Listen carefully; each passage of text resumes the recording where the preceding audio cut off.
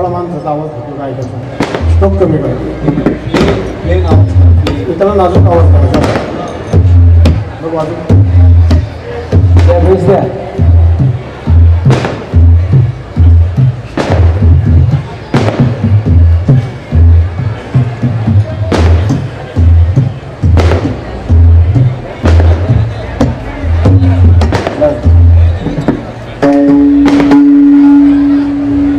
सुंदर ते घालून उभी देवरी करतावरी देवरी सुंदर ते घालून उभी देवरी करतावरी देवरी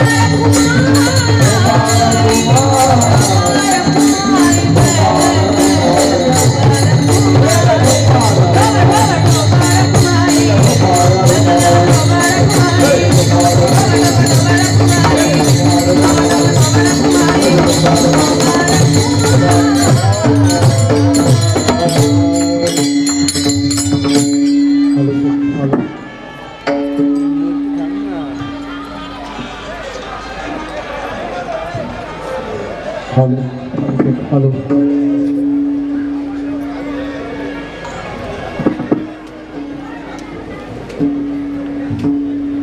हॅलो सर हॅलो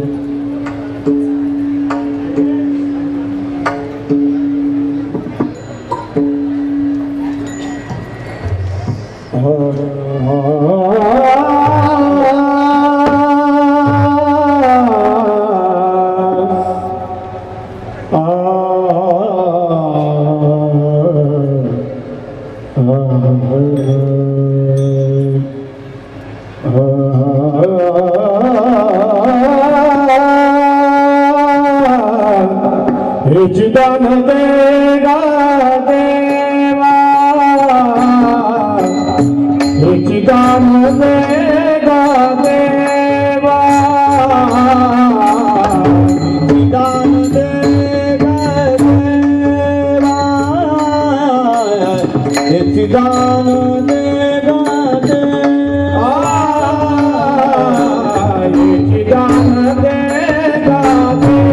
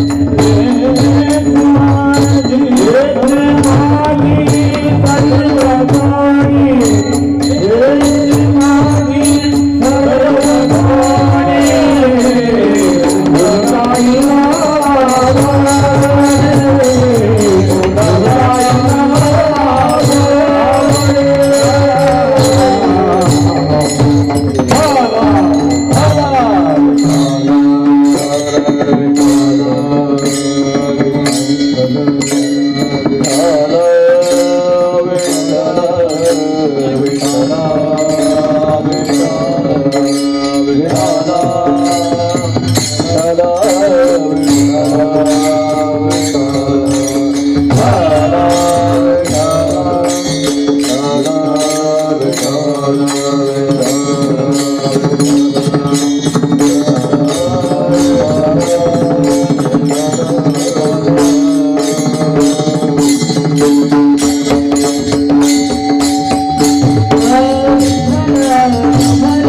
वाजवा सगळ्यांनी प्रेमाने विजय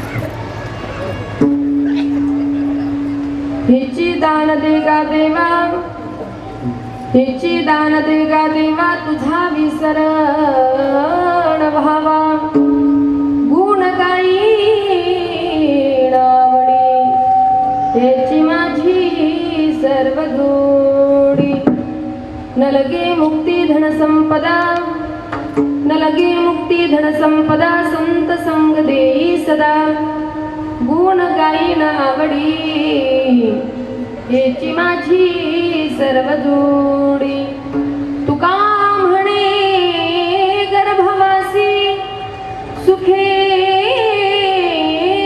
घालावी आम्हासी गुण गाई आवडी हेची माझी सर्व जोडी समचरण सरोजं सांद्रणीलांबुदाभं जगणनीत पाणिमण्डलं मण्डलानं तरुण तुलसीमाला कंधरं कंजनेत्रं सदय धवलहासं विठ्ठलं चिन्तयामि पांडुरंगा करू प्रथम नमः पांडुरंगा करू प्रथम नमः पांडुरंगा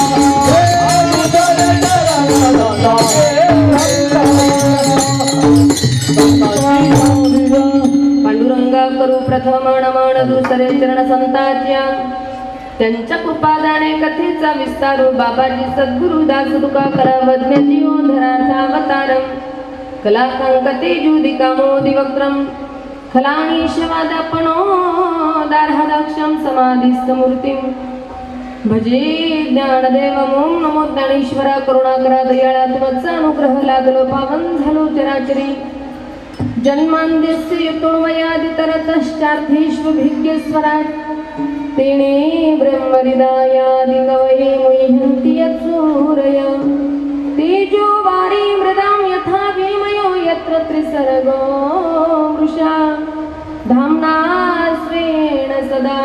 कुहकं सत्यं वरं धीमहि तव तत्त्वं न जानामि कीदृशोऽसि महेश्वरः यादृशोऽसि महादेव तादृशाय नमो नमः सर्वे भवन्तु सुखिनः सर्वे सन्तु निरामयाः सर्वे भद्राणि पश्यन्तु मा कश्चित् दुःखभाग् भवेत् रायगडी मंदिर वसे माझा राया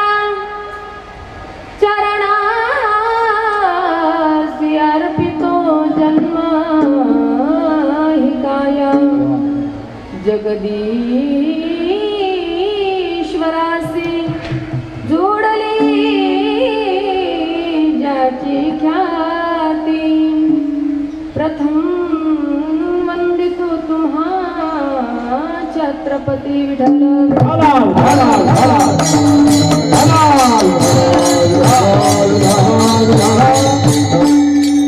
राधा मेरी मातुई पिता मेरो घनश्याम इन दोनों के चरणन में मेरा बारंबार प्रणाम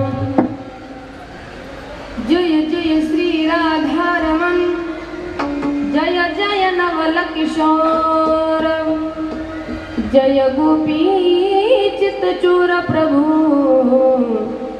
जय जय माखन चोर हिची दान देगा देवा तुझा विसरण भावा गुण गाई नावडी हेची माझी सर्व दूरी प्रस्तुत प्राप्त प्रसंगी प्राप्त स्थळी प्राप्त समयी कीर्तन रूपी सेवेकरिता निवडलेला अभंग याच्यावत भूतलावर जन्माला आलेल्या प्रत्येक जीवांचा उद्धार करण्यासाठी ज्यांनी अवतार घेतला देहुनिवासी देहुस्थित श्रीमंत श्री जगद्गुरु तुकोबारा यांचा हा चार्य चरणाचा आणि मागणीपर प्रकरणातील अभंग आज ज्या हरी कीर्तनासाठी आपण निवडला विठ्ठल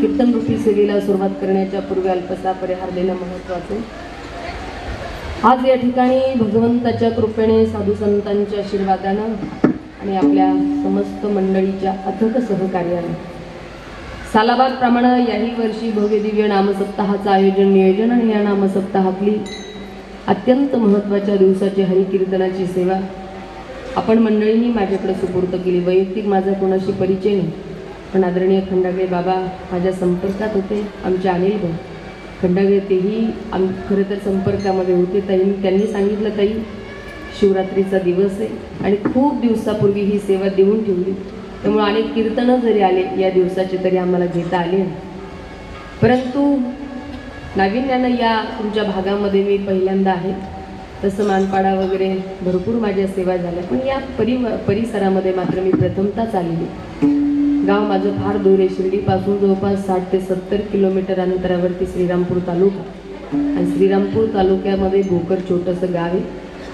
त्या गावातून माऊली ज्ञानोबारांनी ज्ञानेश्वरी ज्या गावी लिहिली ते नेवासा आणि श्रीरामपूरच्या मध्ये माझं गाव आहे, पण पत्रिकेवरती बीड लिहिलेलं आहे. बीड मलाही फार दूर आहे. जवळपास मला 250 किलोमीटर 200-250 किलोमीटर मला बीड आहे. त्यामुळे बीड माझ्यापासून दूर आहे, पण श्रीरामपूर तालुक्यावरनं या तुमच्या पवित्र भूमीमध्ये सेवेकरिता यावं लागलं. भगवान भोलेनाथांचं अत्यंत सुंदर मंदिर आहे.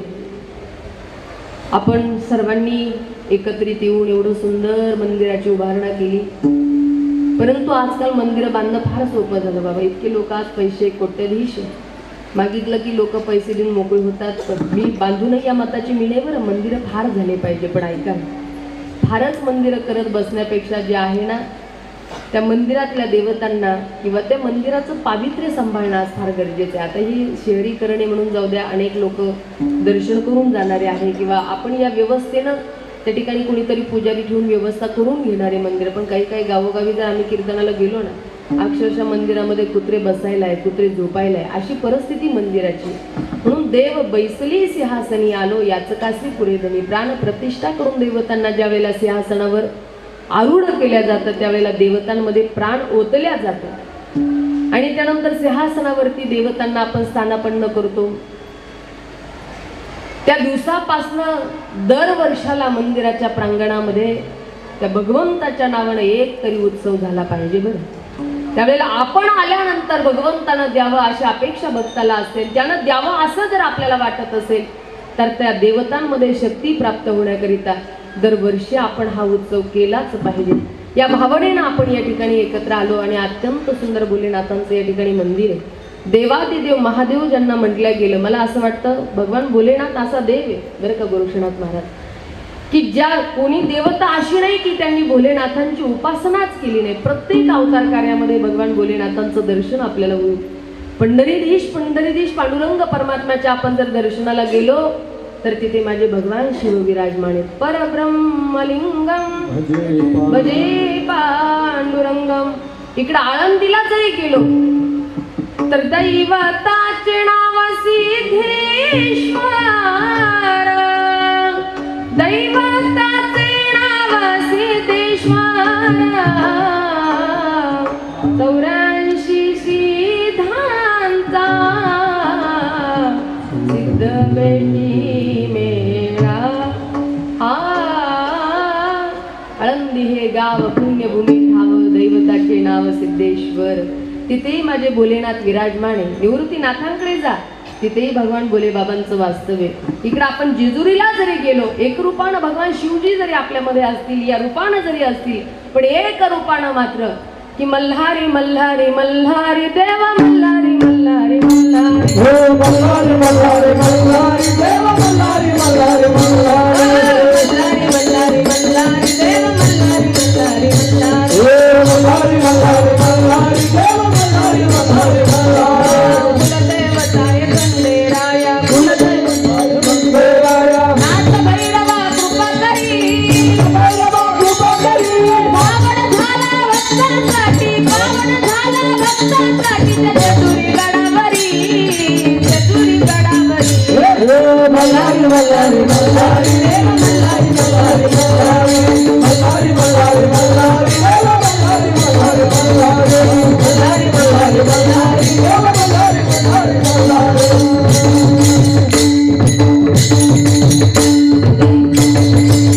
खंडोबारायाच्या रूपामध्ये भगवान शिव आहे. शिव अवतारी मार्तंड मल्हारी, मनात ठेवून भानुला, टाच मारून घोड्याला, निघाला भानूच्या वाड्याला.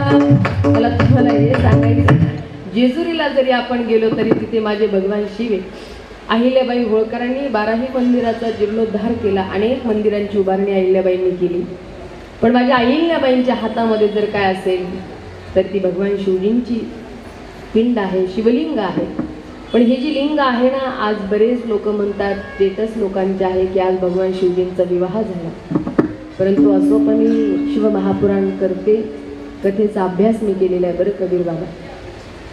आजच्या या दिवशी ज्या वेळेला ब्रह्मजी आणि विष्णूजी यांच्यामध्ये वादविवाद निर्माण झाला, मी मोठा की तू मोठा, आणि यांच्या वादविवादामध्ये जणू काही आता एकमेकावर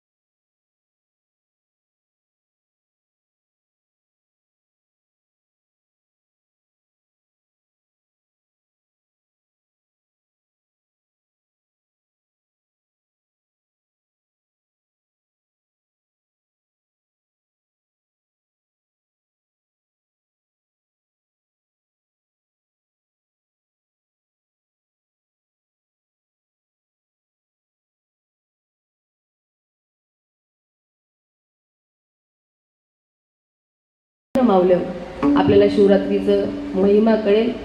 का शिवरात्री धारण करावी, शिवरात्र म्हणजे नेमकं काय, कोणी या दिवशी पूजा केली ही माहिती पाहिजे. नाही तर उगाच काहीतरी कोणीतरी फॉरवर्ड केलं ना आपण ती लगेच स्टेटसला ठेवलं. परंतु आरंभ शोधण्यासाठी ब्रह्मजी निघाले, अंत शोधण्यासाठी विष्णूजी निघाले. खूप खोलपर्यंत गेले पण अंत मात्र शोधायला सापडला नाही. ब्रह्मजी वरती गेले, त्यांनाही आरंभ सापडेना. पण किती वरती जाणार, आणि मोठेपणाचा श्रेष्ठपणाचा मान तर मला मिळाला पाहिजे तेवढ्या केवढा. आणि गौमाता त्यांना दिसली, आधार सहारा, कुणीतरी साक्षीदार म्हणून त्यांना असं वाटलं की मी यांना घेऊन जावं. आणि गौमातेला सांगितलंय, बघ खाली जर तुला विचारलं, ब्रह्मजींनी आरंभ शोधला, दिवस म्हणजे शिवरात्रीचा दिवस आहे म्हणून बाकी देवतांची मूर्ती पूजा केली जाते, पण माझ्या भोलेनाथांची मात्र शिवलिंगच पूजा केली जाते. आणि म्हणून आजचा हा दिवस भगवान शिवजीसाठी अत्यंत, भगवंताच्या भक्तीसाठी अत्यंत मोलाचा आहे, महत्वाचा आहे. म्हणून मी कबीर बाबांना विचारलं, बाबा आज सकाळी शिवरात्रीचं कीर्तन झालं, मग सेवेचा अभंग नेमकं जागराचा असावा की शिवरात्रीचा घेतला तरी चालेल? ते म्हणले, ताई नाही, आपला संप्रदायाचा नियम आज जागराची सेवा असल्यामुळे तुम्हाला जागराचा अभंगच घ्यावा लागेल. त्या यासाठीच तर मी मागणी परप्रकरणातला अभंग आजच्या हरी कीर्तनासाठी निवडलेला आहे. आज उपस्थित आपण समस्त वारकरी आहे. गाव छोटा आहे मोठा आहे तुम्हाला ज्ञात आहे. अतिशय मंडळी या ठिकाणी राहण्यासाठी आहे. पण माऊली, परमार्थ सत्संग हा भाग्यानं भेटत असतो. बरं, भक्ती करणं कुणाचंही काम नाही. व्यासजी सांगतात, भाग्योदयेन बहुर्जन्म समर्जितेन सत्संगम च लभते पुरुषो यदा वै अज्ञान हि तुकृत मोह मदांधकार नाशम विदायही तदोदयते विवेकः. परमार्थ करण्यासाठी एक जन्माचं नाही, अनेक जन्माचं पुण्य असावं लागतं. म्हणून अनेकही मंडळी इथे राहण्यासाठी अजूनही असतील, पण आपणच आज या परमपवित्र दिनी कीर्तनाला येतोय, नामसप्ताहाला येतोय. याचं कारण असं आहे, अरे सपने तो हर कोई सजाता है लेकिन टूट जाता है. सपने तो हर कोई सजाते हैं लेकिन टूट जाते हैं. कथा कीर्तन में वही आता है जिसको भोलेनाथ बुलाते हैं. म्हणजे तुम्ही आला नाही तर तुम्हाला प्रत्यक्ष भगवान भोलेनाथ या धर्ममंडपात बोलवत आहे. आणि म्हणून आपण या ठिकाणी उपस्थित आहे. आपण सर्व जागेचा अभाव आहे, पण तरी सुद्धा बहुसंख्येने उपस्थित आहात. आजच्या ह्या कीर्तनाच्या साथीसाठी सर्व महाराष्ट्रातील नामवंत गायक वादक मंडळी या ठिकाणी उपस्थित आहे. पण जे मला ज्ञात आहे, आमचे दहीबाते महाराज आहे. जवळपास मानपाड्याला आमचे बाळासाहेब माऊली आहे, खूप परमार्थप्रेमी. जवळपास 9-10 वर्षापासून आमचे परमार्थाचे घनिष्ठ संबंध. त्यांनीच म्हटले, ताई नंबर मी दिला होता, सेवेला जर वेळ भेटला मला तर नक्की येणारे, पण आज ते येऊ शकले नाही. पण त्यांच्याच नियोजनामध्ये जो सप्ताह आहे तिथं आमचे दहीबाते महाराज आमची भेट झाली होती बरं पहिल्यांदा. आणि आज पुन्हा फार दिवसानं या कार्यक्रमाच्या माध्यमातून बाबांची आमची या ठिकाणी भेट होते आहे. आणि अतिशय ज्यांचं गोड गायन आहे, गायन जेवढं गोड तेवढा स्वभावही ज्यांचा गोड आहे, आदरणीय आमचे दहीबाते महाराज आहे, मनापासून धन्यवाद देते. त्यांच्याबरोबर ज्यांनी सुंदरशी चाल गायली, माऊली नाव सांगितलं, शिंदे महाराज आहेत. बाकी अजूनही मान्यवर असतील, महाराज मंडळी असतील तर मला नावं सुचवा बरं. मला इथलं काय कुणाचं नाव माहिती नाही तर म्हणता या पोरीचं काही खरं नाही, एकाचं घेतील. नाना महाराज आहेत, अर्जुन महाराज, अंगद महाराज आहेत. अजून बरं आमच्या विनेकरी माऊली आहे, इकडून मृदुंगाचार्य दादा आहे. सुंदर वाजवतो बरं दादा तुझा, अतिशय सुंदर. त्यात अगस्ती बाबा, अगस्ती ऋषी होऊन गेले रामायणामध्ये, त्यांच्यानंतर तुम्ही आहे मृदुंगाचार्य अगस्ती बा. आमच्या ह्या सगळ्या मायमाऊल्या आहे, माझ्या संस्थेतले विद्यार्थिनी आहे. आपण सर्व ज्येष्ठ आपतेष्ट या ठिकाणी मंडळी आहात, वारकरी मंडळी आहात, परमार्थप्रेमी मंडळी आहात. आणि आपण सर्वच जण श्रोतृवर्ग आहे. अतिशय माझी कीर्तनाची सेवा झाल्यानंतर तुम्हाला जर वाटलं आरतीताईंचं कीर्तन आपण पुनश्च ऐकावं तर या ठिकाणी यूट्यूब चॅनल आहे. नाव काय दादा चॅनलचं? काय? ओम फोटो प्रोडक्शन. ओम फोटो प्रोडक्शन. चॅनलवाले दादाश्री आहे, त्यांनाही धन्यवाद देते. आणि साऊंडवाले दादा, खरंच तुमच्या हातात जादूईवर अतिशय सुंदर आवाज तुम्ही आमच्यापर्यंत पोहोचवताय, तुम्हालाही मनापासून धन्यवाद देते. कबीर बाबा आहे. खरं तर ज्या परिवारामध्ये आम्ही आलो ना, अगदी अनिल भाऊंच्या घरी, तिथं आल्यानंतर प्रवासातला शिनभाग गेला. एवढा सुंदर मान सन्मान, अगदी आम्हाला अपेक्षा नव्हती. बस चहाची गरज होती त्यावेळेला, पण आमच्या अपेक्षापेक्षा एवढं सुंदर मान सन्मान. आजपर्यंत जे पदार्थ खाल्ले नाही आज त्यांच्या घरी खायला मिळाले बरं. पण अतिशय चला खाण्यापिण्याच्या ह्या वस्तू भेटत राहणारे. परंतु आज परमार्थामध्ये जे पाहिजे तो प्रेम स्नेह तो खूप या परिवाराजवळ आहे. खूप प्रेमानं आमचा सन्मान केला. खरं तर या परिवाराला मी मनापासून धन्यवाद देते. पण आदरणीय आमच्या खंडागळे बाबांचा फार आग्रह होता, दिदी आमच्याकडे या सेवेसाठी, म्हणून बाबांच्या आग्रहास्तव ही सेवा माझ्याकडे आहे. अत्यंत सुंदर अभंग आजच्या हरिकीर्तनासाठी निवडला. मी अत्यंत गोड चिंतन या अभंगावरती देणार आहे. पण तुम्हाला एकच विनंती, सर्वांगाचे कान करून ऐका. जणू काही सगळ्याच महाराष्ट्राचा ओला सुका दुष्काळ तुमच्यावरती पडला असं काय माझ्या कीर्तनाला बसू नका. आणि माझ्या 10व्याला आल्यासारखं, माझ्या विधीला आल्यासारखं तर अजिबात माझ्याकडे पाहू नका बरं. एवढे प्रसन्न बसाना. तुमच्याकडे पाहून मला तासभर तरी जरा आनंदानं कीर्तन करावं वाटेल. फक्त या चेहऱ्याचे फक्त सूर्यफुल होऊ देऊ नका. विठ्ठल विठ्ठल.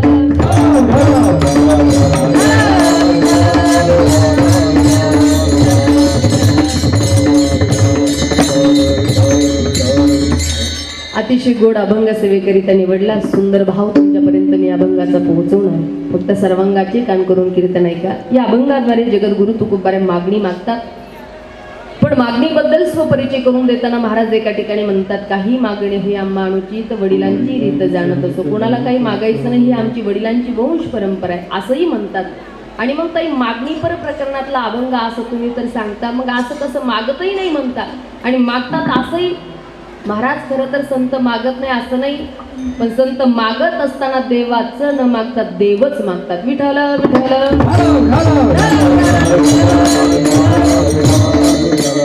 जसं गोस्वामी तुलसीजींना प्रभू रामचंद्रजी म्हणतात, तुलसीजी तुम्ही काहीतरी मागा.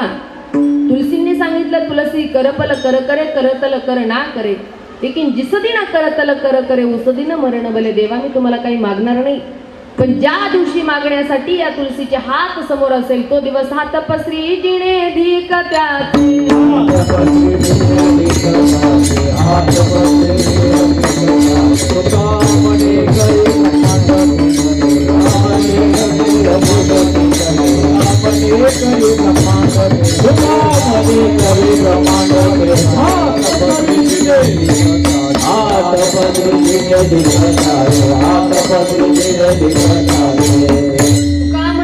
ब्रह्मांड ठिंगणे हात पसरी जिणे धीक त्याचे. देवाच्या दिवशी मागण्यासाठी या तुलसीचा हात समोर असेल ना तो दिवस हात पसरी जिणे धीक त्याचे. म्हणजे संत देवाला मागत नाही असं नाही.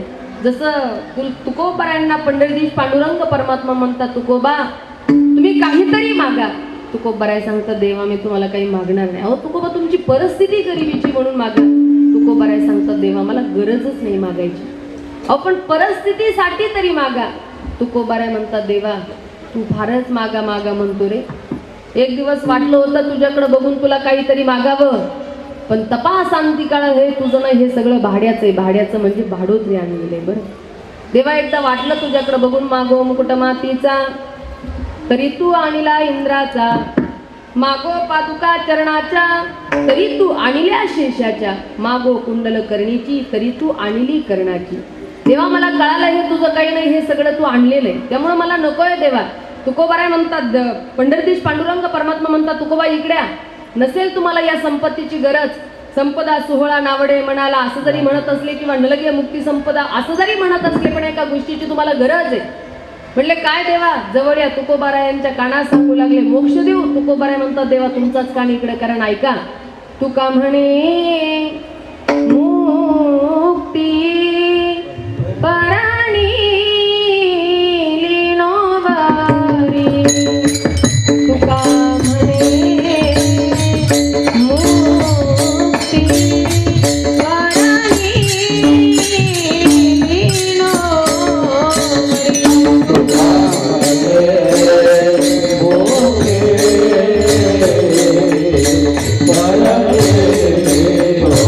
Oh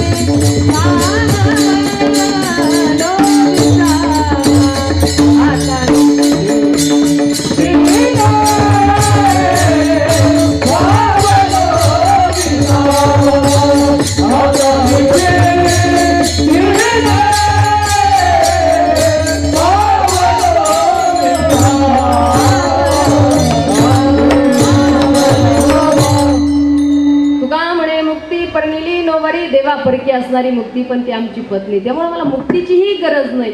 अरे देव मागा म्हणतो पण तुकोबाराय मात्र नकार देतात. पण मागण्यासाठी मनुष्य प्रवृत्त होतो याला 3 कारणे. लक्ष द्या बरं, अगदी लक्ष देऊन ऐका. कधीतरी गरज असते म्हणून मागितल्या जातं, कधीतरी परंपरा असते म्हणून मागितलं जातं, कधी कधी मागण्याचा स्वभाव असतो.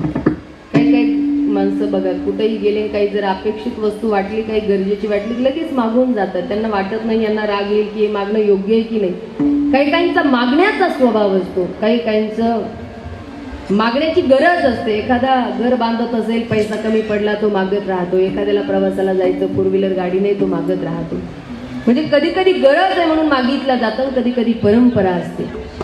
तुम्ही आता शहरातल्या मंडळी आहे, तुम्ही लक्ष इकडे राहू द्या. येणारे आज मंदिराचा महत्त्वाचा दिवस आहे, आता मग एकदा त्यांना बघून घ्या. कीर्तन आपण थोडं नंतर करू, चालेल का? मग इकडे लक्ष द्या. कधी कधी परंपरा असते बरं माया हो. ज्यांच्या घरामध्ये भगवतीची परंपरेगत पूजा आलेली, आता तुमच्याकडलं मला माहिती नाही, पण आमच्या भागामध्ये, खेडे भागामध्ये किंवा तो जो परिसर आहे तुळजापूर, जे परिसरातले मंडळी आहेत, ज्यांच्या घरामध्ये पूर्वजात भगवतीची उपासना आराधना केली जाते, त्यांच्या घरी परंपरेगत परडी आलेली असते. आणि मग ती श्रीमंत घराण्यातल्या बायका असू द्या, त्यांच्या घरी नाही म्हणून ती मागत नाही, एक परंपरा असते की त्यांना ते मागावं लागतं. तुळजापूरला मा भगवतीच्या मंदिराच्या बाजूलाच माझी श्रीमद भागवत कथा झाली. कबीर बाबा अत्यंत श्रीमंत घराण्यातल्या बायका पण शुक्रवारी मंगळवारी हातामध्ये परडी घ्यावी आणि मागण्यासाठी जावं. नाही म्हणून नाही, ती परंपरा आहे. कारण त्यांच्या दृष्टीनं तुळजापुराच्या दरबारी लाज कशाची सांगायला, तुळजापुराच्या दरबारी लाज कशाची सांगायला, अंबाबाईच्या नावानं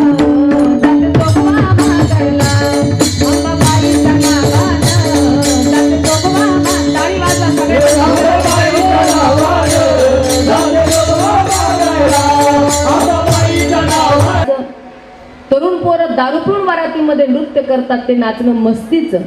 पण कथा कीर्तनातलं जे नाचणं आहे ते आहे भक्तीचं. म्हणून नाचू कीर्तनाचे रंगी, नाचू कीर्तनाचे रंगी,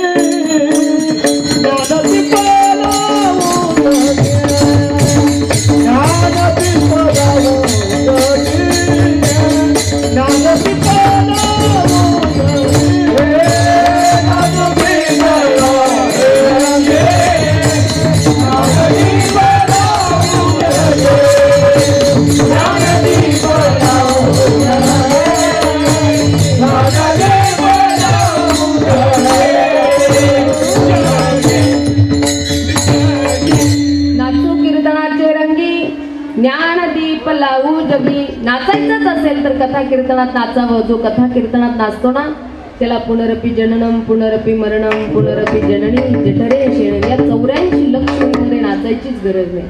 पण असो हा भक्ती उत्सवाचा आनंद आपण सगळेजण घेत आहेत. महाराज सांगतात की कधी कधी मागण्याची परंपरा असते म्हणून मागितल्या जातं. पण आज तुकोबारांची गरज नाही, मागण्याची परंपरा नाही आणि मागण्याचा स्वभावही नाही. पंढरीश पांडुरंग परमात्म्याच्या वारीला माझ्या तुकोबारांनी जावं. आणि माऊल्या हो, पुरुष मंडळी माझी विनंती असेल तुम्हाला सुद्धा, जन्माला आल्यानंतर एकदा तरी पंढरीची वारी आपण केली पाहिजे बरं. शक्यतो वारी जर करायची असेल तर आपल्याकडून पायी वारी घडली पाहिजे. 100 वाऱ्या जर आम्ही गाडीमध्ये बसून करत असाल, पण एक पायी वारी जर केली तर 100 वाऱ्या गाडीमध्ये बसून करणे इतकं पुण्य एका पायी वारीमध्ये आहे. फक्त आपण ती केली पाहिजे. कारण संतांनी आम्हाला सांगावं, जव हे सकळ सिद्ध आहे, हात चालावया पाये तव तू आपुले स्वहित जाय, तीर्थ यात्रा जाय चुकू नको.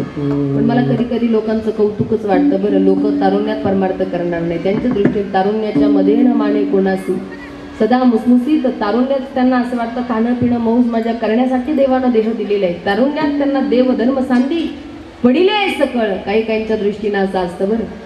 त्यांना देव धर्म शास्त्र संत काहीही मान्य नसतं. पण इथं बसलेल्या मंडळीला माझी विनंती असेल, परमार्थ हा तारुण्यात करायचा. भाग्यवंत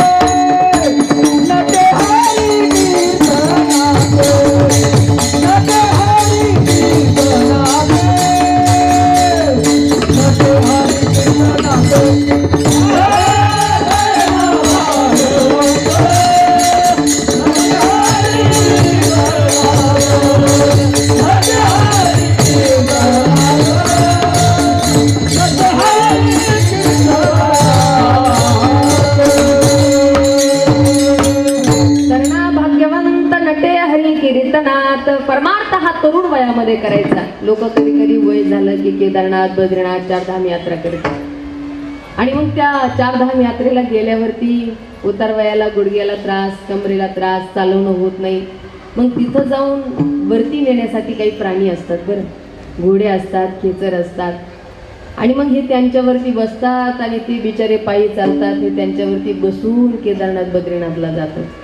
ते तिथं गेल्यावर काय म्हणतात माहिती का, भाग्यवान तू कमी, म्हणजे तू माझ्यावर बसला आणि मी पायी वारी करतो. म्हणजे खरं सांगायचं असेल तर पायी चालणं हा शरणागतीचा मार्ग आहे.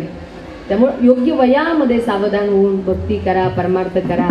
आणि आपण ज्या गोष्टीसाठी मतलब आपलं करिअर आपल्याला करायचे, तर संत सांगतात ज्याच्यासाठी हा नरदेह तुम्हाला दिलाय त्याच्यासाठी या नरदेहाचा उपयोग जरूर करा. फार उतार वयाला सावधान होऊन अजिबात महत्वाचं नाही. प्रेमानं आनंदानं कधी कधी म्हणावं, तुळशीची माळा हातात टाळा, तुळशीची माळा हातात टाळा, पताका बांधून काठीला हो, पताका बांधून काठीला विठ्ठला वारकरी आलाय भेटीला, विठ्ठला वारकरी आलाय भेटीला, वारकरी आलाय भेटीला, काही वाजवा सगळेजण वारकरी आलाय भेटीला.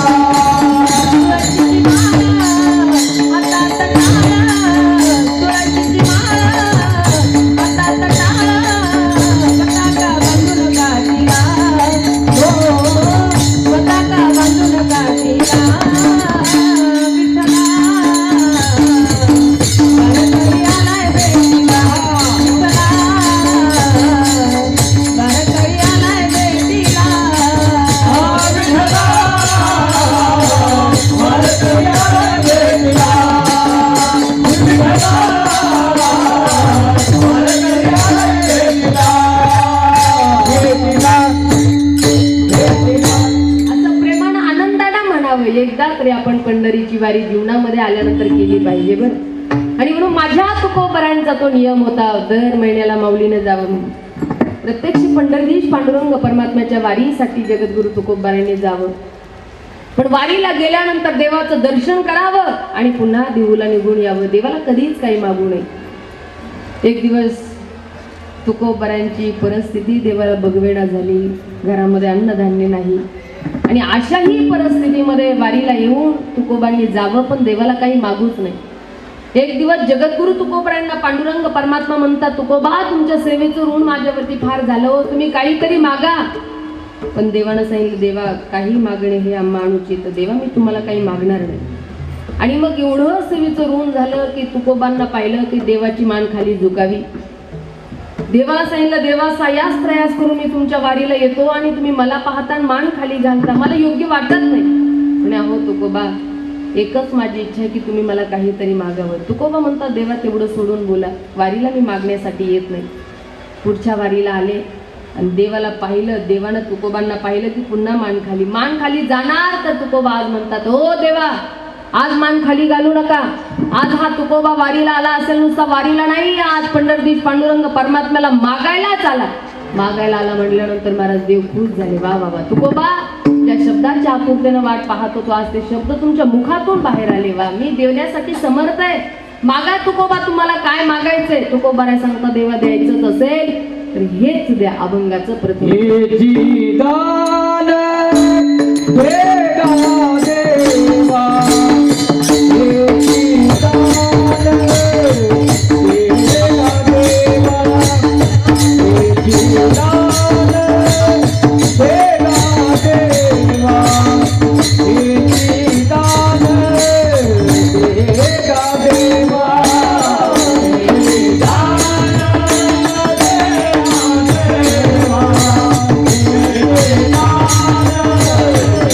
Oh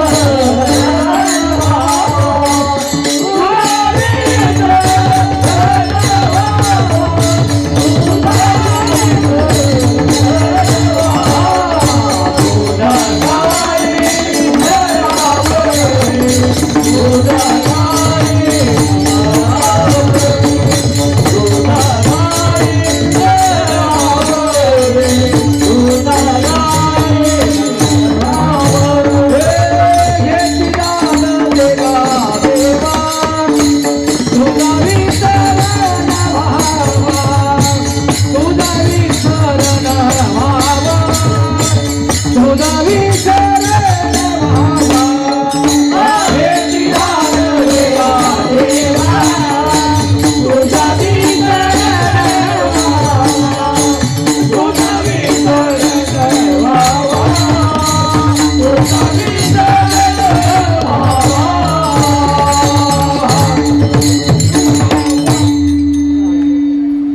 गोड चालीतून भाव प्रगट व्हावा एवढी गोड चाल राहिली बरं. कीर्तन म्हणलं की साथीदारांची गरज आहे. हा कीर्तनकार कसाही असू द्या, पण हे साथीदार जर परफेक्ट असतील, संपूर्ण कथा कीर्तन उडून येण्याची ताकद तुमच्यामध्ये. पण तुका म्हणे येथे पाहिजे जातीचे वेड्या गवळाचे काम. इथं जातीवंत वार करायची गरज आहे. नाही तर आमच्या नशिबी कधी कधी डिस्प्ले गेलेले, सिम कार्ड नसलेले, वायरा तुटलेले, फ्यूजा उडालेले. तुम्ही रेंजमध्ये बसा बरं, त्यावेळेला मी काय बोलते हे कळेल तुम्हाला. कधी कधी लोक रेंजमध्येच बसत नाही. काही काहींना रेंज लागत नाही. कधी कधी काही टावर खाली बसतात तरी रेंज येत नाही. त्याला आमचा नाविलाजच असतो बरं. रेंजमध्ये बसलं पाहिजे, नाही तर रेंज लागत नाही. एकदा आमच्या गावातले एक आजीबाईला मी म्हटलं, आजीबाई आपल्या गावातले सखाराम तात्या कोमात गेले, कोमात. मी काय म्हटलं, आजीबाई आपल्या गावातले सखाराम तात्या कोमात गेले, कोमात. ती मला म्हणे, बाई आरतीताई ते मोठे लोक आहे, ते कुठं जाते. म्हणजे रेंजमध्ये नसलं की असा घोटाळा होतो. त्यामुळे रेंजमध्ये बसा. काही ना काही नॉलेज नसतं महाराज. इतके अधोरणी कधी कधी कीर्तनाला भेटून जातात. आपण समोर एक म्हणावून त्यांनी मागं तिसरंच म्हणावं. एकदा मी काल्याच्या कीर्तनात प्रमाण दिलं, रंगणी रांगत गुलगुला बोलत. माझ्या पाठीमागं जरा बाबाजी होते, ते म्हणे रंगणी रांगत गंगूला बोलत. म्हणलं बरं बोलू द्या कोणाला, पण म्हणा आता काहीतरी. शिव भोळा चक्रवर्ती त्याचे पाय माझे चिती. किती सुटसुटीले तरी एकजण म्हणे शिव भोळा चक्रवर्ती त्याची माय माझी चुलती. म्हणजे लोकांना शब्द सुद्धा आपापल्या पद्धतीने असे परफेक्ट बसवले. पण कीर्तनात साथीदारांची गरज आहे. अतिशय सोज्वळ, सुंदर, समर्पक साथ देणारे हे सर्व आपण मंडळी आहात. महाराज सांगतात, ह्याची दान देगा देवा तुझा विसर न व्हावा. देवा मला जर द्यायचंच असेल ना, तर मला हे दे की मला तुझा विसर होता का म्हणे. आज आम्ही संसार करतो ना माऊली, लक्ष द्या. संसारामध्ये आम्हाला धन धान्य सगळं काही मनासारखं प्राप्त झालं की आम्हाला फार देवाची गरज वाटत नाही. पण जीवनामध्ये भक्ती, परमार्थ, नामचिंतन, संत संगती फार महत्त्वाची. का बरं करावी? अरे हा जो देह आहे ना, लक्ष देऊन ऐका, हा पशुपक्ष्यांना मिळाला नाही, त्याचं महत्त्व पशुपक्ष्यांना नाही. हा जो देह आहे साधू संतांना मिळाला, त्याचं महत्त्व त्यांना कळालं. म्हणून साधू संत गेले आनंदी राहिले, हरिनाम केले कृतकृत्य. हा जो देह आहे देवादिकांना मिळाला नाही, पण महत्त्व त्यांना कळालं. म्हणून स्वर्गीचे अमर इच्छिता ती देवा, स्वर्गीचे अमर इच्छिता ती देवा. मृत्युलोकी भावा जन्म आम्हा, मृत्युलोकी भावा जन्म आम्हा. नारायण नामे हो जीवन मुक्त, नारायण नामे हो जीवन मुक्त.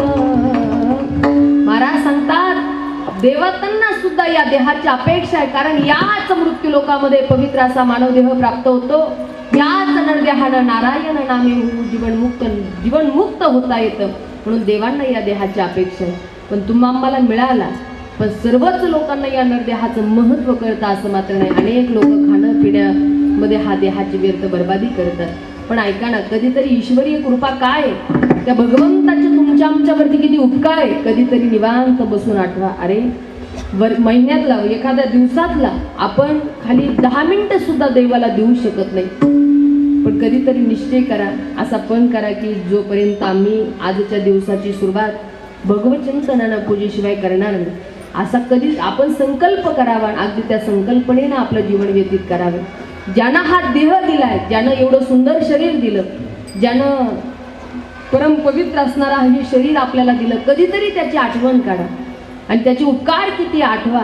तुम्ही कधी कधी चालता चालता गाडीवरनं पडला, पाय फ्रॅक्चर होऊ द्या, हात फ्रॅक्चर होऊ द्या, मावल्या हो, पैसे खर्च कराल, पण शरीर पाहिजे तो एवढं क्लिअर होत नाही. कधीतरी कमरेचा त्रास होऊ द्या, पैसे खर्च करतो, गुडघ्याचा त्रास होऊ द्या, पैसे खर्च करतो, तरी सुद्धा महाराज पाहिजे तितकं पार्ट आपल्याला क्लिअर साथ देत नाही. परंतु त्या ईश्वराचे तुमच्या आमच्यावरती किती उपकार आहे. मी एक फार गोड उदाहरण सांगणार आहे तुम्हाला. थोडं उदाहरण माझं नेहमी स्मरणात ठेवा, तुम्हाला या नरदेहाचं महत्त्व कळाल्याशिवाय राहणार आहे. एक 80 वर्षाचे बाबा होते. बाबांना हार्ट अटॅक आला, हृदयाची एक शीर ब्लॉक झाली. हॉस्पिटलमध्ये बाबांना भरती केलं आणि डॉक्टरांनी चेक केल्यानंतर सांगितलं, बाबा तुमच्या हृदयाची एक शीर ब्लॉक झाली, हे ब्लॉकेज काढण्यासाठी आपल्याला 2.5 लाख रुपये खर्च येणार. 2.5 लाख रुपये खर्च ऐकला की बाबा स्तब्ध झाले. पण बाबा बरोबर 2 पोरं होते. ओ डॉक्टर, 2.5 काय 5 लाख लागू द्या, पण बाबा मात्र आमचे क्लिअर झाले पाहिजे. बाबांवरती 8 दिवस हॉस्पिटलमध्ये विलाज झाला. 9व्या दिवशी बाबांच्या हातामध्ये एक पर्ची दिली आणि त्याच्यावर लिहिलेलं होतं 2.5 लाख. 2.5 लाखाचं बिल 80 वर्षाच्या वयात बाबांनी पाहिलं आणि दोनही डोळ्यातून अश्रू आले, गालापर्यंत आले. हे बाबांच्या डोळ्यातले अश्रू डॉक्टरांनी पाहिले. डॉक्टर बाबांना बोलू लागले, बाबा बाबा या पैशासाठी तुम्ही रडू नका. अहो तुमचं ऑपरेशन तेवढं कठीण होतं, त्यामुळे ऑपरेशनचा मोल आम्हाला मोजावा लागला. हो पैसे आज देणं झालं नाही तर 10 दिवसानं द्या, महिन्यानं द्या, 2 महिन्यानं द्या. मी आमच्या वडिला समाने बाबा, तुमच्या डोळ्यातले अश्रू मात्र आम्हाला शोभा देत नाही. बाबांनी डोळ्यातलं पाणी सावरलं. ऐका बरं, स्मित हास्य केलं. डॉक्टरांना जे उत्तर दिलं ते फार गोड आहे. डॉक्टर 2.5 लाखाचं बिल आलं म्हणून माझ्या डोळ्यात पाणी नाही हो आलं. डॉक्टर 2.5 लाख रुपयाचं बिल आलं म्हणून माझ्या डोळ्यात पाणी नाही हो आलं. डॉक्टर दुःख एकाच गोष्टीचं वाटलं. डॉक्टर फक्त 2 तासापुरतं तुम्ही माझं हृदय सांभाळलं, तर या 2 तासाचे तुम्ही 2.5 लाख रुपये घेतले हो. पण 80 वर्षाचा मी झालो, माझ्या परमेश्वरानं मला सांभाळलं, अजून रुपयाचा सुद्धा हिशोब मागितला नाही. ही भगवंताची तुमच्या आमच्यावरती असणारी अति दिव्य कृपा आहे. कधीतरी प्रेमानं म्हणत चला की करते हे कान्हा तेरा हर पल शुक्रिया, जीवन जो दी है उसका भी शुक्रिया, हम तेरा दिया खाए तेरा ही गुण गाए, करते हैं कान्हा तेरा हर पल शुक्रिया, जीवन जो दी है उसका भी शुक्रिया. म्हणून फार अनमोल किमतीचं शरीर ईश्वरानं आपल्याला दिलंय, याची फक्त व्यर्थ बर्बादी होऊ देऊ नका. विठ्ठल आज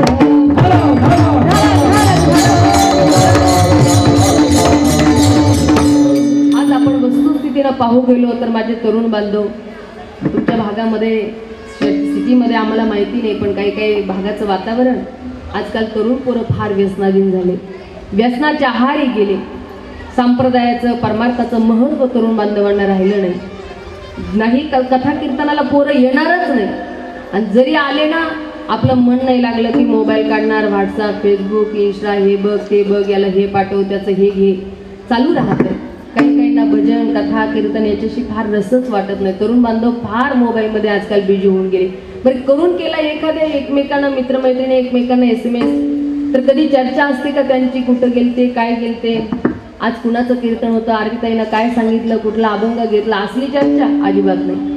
एका मुलानं एका मुलीला SMS केला, हे प्रिये तू जर झोपली असशील तर माझ्यासाठी स्वप्न पाठव, तू जर रडत असशील तर माझ्यासाठी अश्रू पाठव, तू जर हसत असशील तर माझ्यासाठी हास्य पाठव. पण ती मुलगी संत संगतीतली होती. म्हणली सख्या सख्या, अरे मी भांडे घासते, खरकटं पाठवू का. ही अवस्था आजच्या तरुण तरुणींची. आज आम्ही नको तिकडे वेडे झालो, पण वेडच व्हायचं असेल तर माझ्या छत्रपती शिवाजी महाराजांसारखं वेडं व्हा, माझ्या मावळ्यांसारखं वेडं व्हा. 18 प्रगड जातीचे मावळे छत्रपती शिवाजी महाराजांनी एकत्र केले आणि हे स्वराज्य राजांनी घडवलं. कधीतरी शिवजयंती आज आम्ही करतो, 19 फेब्रुवारी सारखा दिवस गेला आणि माझ्या शिवभक्तांना फार त्या दिवसाची अपेक्षा आहे. कारण त्यांच्या दृष्टीनं वाघाच्या जातीची पोलादी छातीची जगात वैभवशाली, वाघाच्या जातीची पोलादी छातीची जगात वैभवशाली, माझ्या राजाची जयंती आली, शिवरायाची जयंती आली, माझ्या राजाची जयंती आली, शिवरायाची जयंती आली, माझ्या राजाची जयंती आली, शिवरायाची जयंती आली, माझ्या राजाची जयंती आली, शिवरायाची जयंती आली. बघा ज्यांना माझ्या राजाप्रती स्वाभिमान आहे, तो असा एकही नसेल की तो टाळी वाजवणार नाही. प्रत्येकाची एक साथ, सगळ्यांनी पाठीमागं बसलेले सर्वांनी एक साथ, बाबाच्या जातीची पोलादी छातीची जगात वैभवशाली, बाबाच्या जातीची पोलादी छातीची जगात वैभवशाली, छत्रपती शिवाजी महाराज की, छत्रपती शिवाजी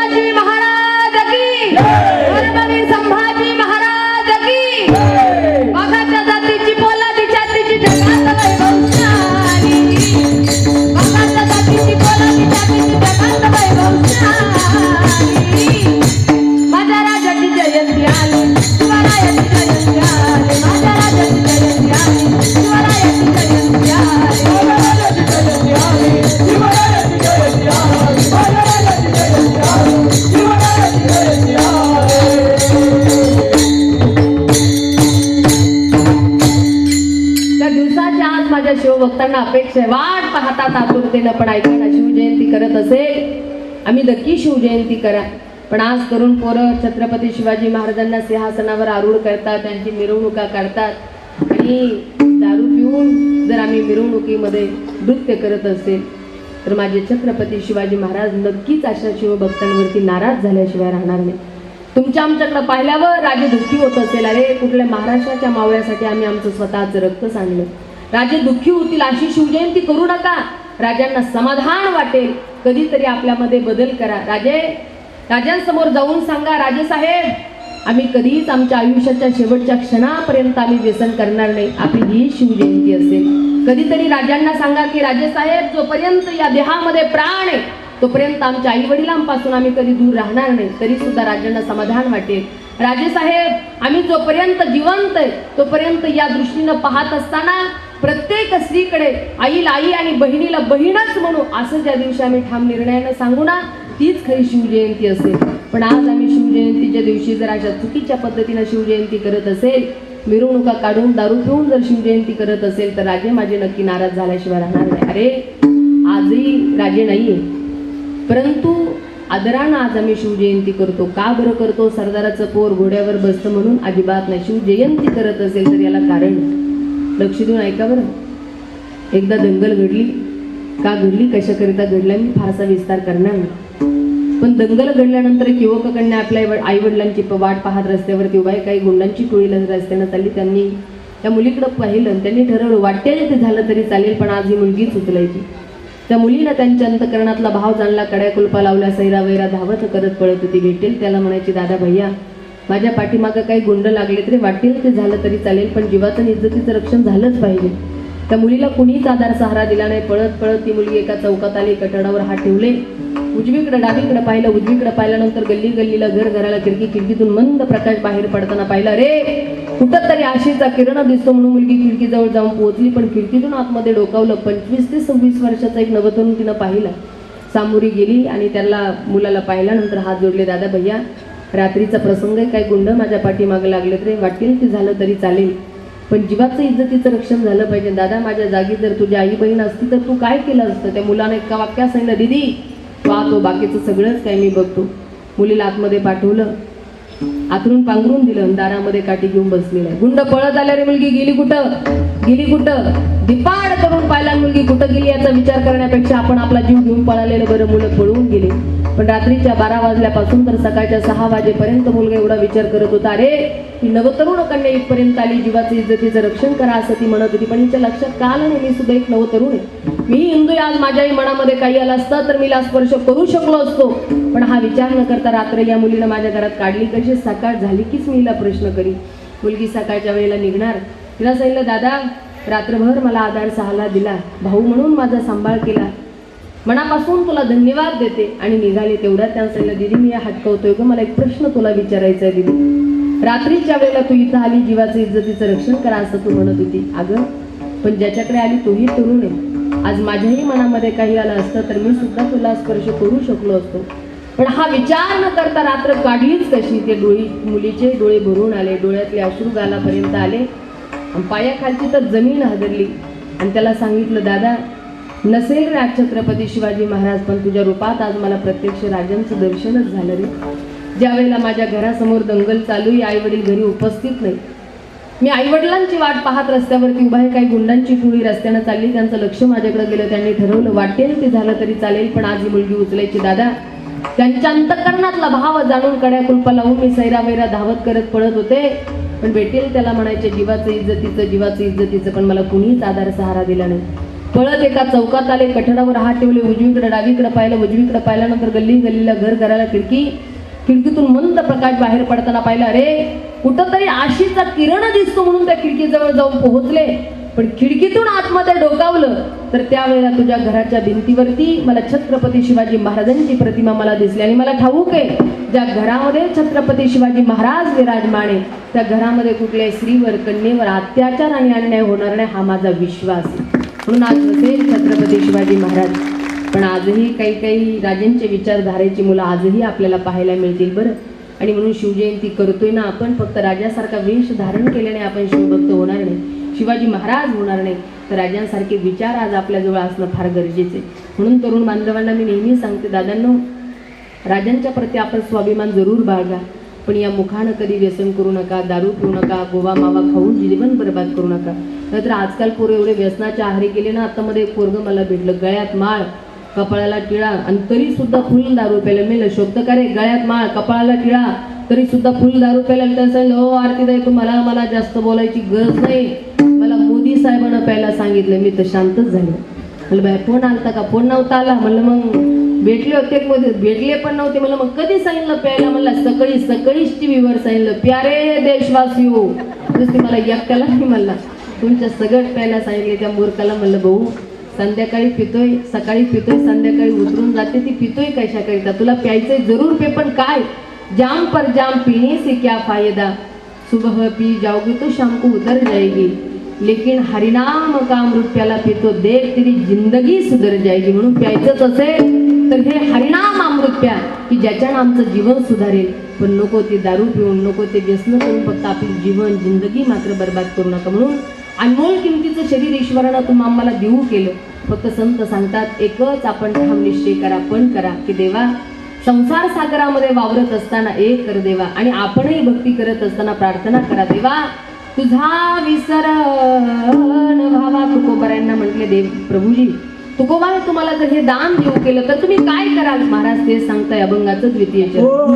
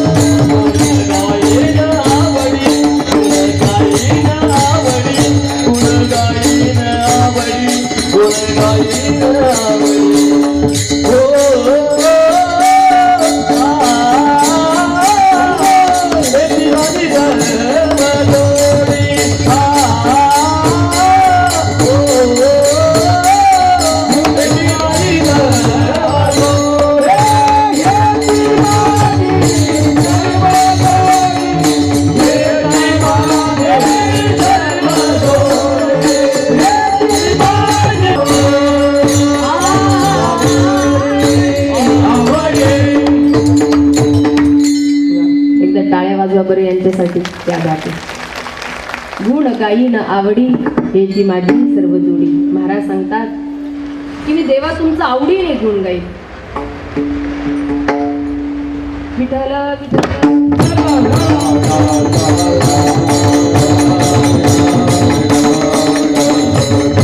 देवा मी आवडीने तुमचं गुण गाईल आणि हेच माझ्यासाठी सर्वस्व असेल, असं तुकोबाराय या अभंगाद्वारे प्रतिपादन करतात.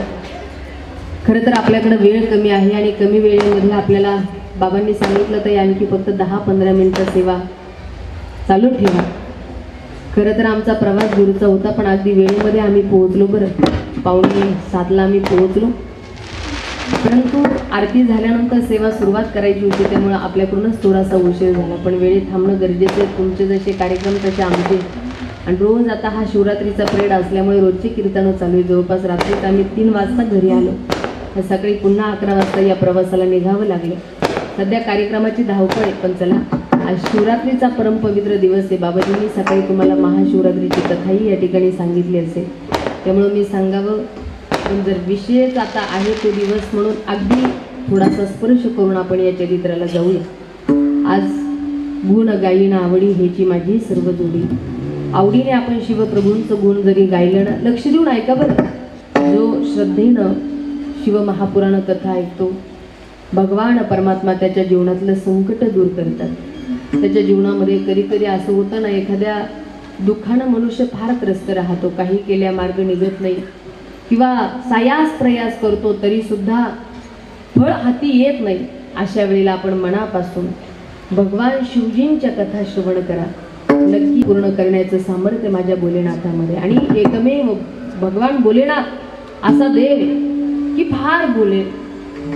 एक जुना शिवमंदिर होतं आणि त्या शिवमंदिरामध्ये एक चोर चोरी करण्याकरिता आला. बघितलं सगळीकडे चोरी करण्यासाठी काही सापडेना. एक जुना शिवलिंग होतं आणि त्या शिवलिंगाच्या वरती एक घंटा बांधलेला होता. हा म्हटला, अरे इथं चोरी करायला काहीच नाही, आता हे तर शिवलिंग आहे, याच्या आजूबाजूलाही काहीच नाही, पण घंटा आहे म्हणले पितळाचा, काढायचा तो, पण काढायचा कसा. प्रयास केला, दगड ठेवले एकमेकावरती, पण हाताला घंटा येईल. मग या बहादरानं शिवलिंगावरती पाय ठेवला आणि घंटा काढला आणि निघाला पळत. भगवान शिव प्रसन्न झाले, एवढे बोल. आणि त्या भक्ताला सांगतात, अरे अरे अरे थांब थांब थांब. जीवनामध्ये मला भक्ती करत असताना खूप भक्त भेटले, पण एकमेव तो असा भक्त आहे, काही फक्त दोनच हाताने नमस्कार करतात, काही फक्त डोकंच टेकवतात, पण तुम्हाला सर्व शरीरच अर्पण केलं, अशी बोला नाही. एवढे बोले असणारे भगवान भोलेनाथ आणि त्यांचा व्रत महिमा आज आपण श्रवण करणारे.